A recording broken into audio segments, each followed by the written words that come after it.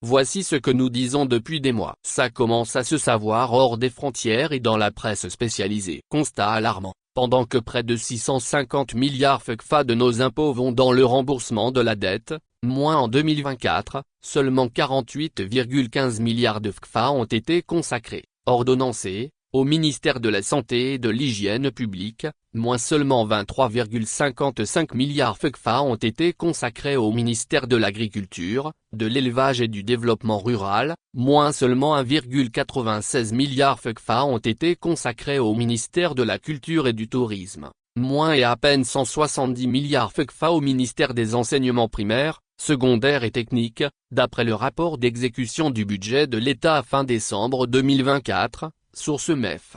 La charge de la dette publique coûte désormais aux contribuables togolais 600 fois le budget consacré à la culture, 13 fois celui de la santé, 28 fois celui de l'agriculture, et 4 fois celui de l'éducation. Quand on fait la somme de tous les sommes ordonnancées en 2024 pour ces ministères, on obtient 244 milliards FCFA. La charge de la dette demeure supérieure de près de 3 fois à ce total. Vous avez là un exemple concret de ce qu'on appelle l'effet d'éviction en économie. Au lieu de servir à financer des dépenses qui répondent aux besoins élémentaires de la population, l'argent public est capté et siphonné par la dette. Cela veut dire que la dette n'a pas été intelligemment investie pour générer assez de revenus à l'État, afin d'en couvrir les charges. C'est également la preuve que ceux qui ont géré les emprunts sont au minimum incompétents, au maximum des pilleurs. Vous-même, chers analystes, imaginez les conséquences du sous-investissement de l'argent public dans les infrastructures de santé, de l'éducation,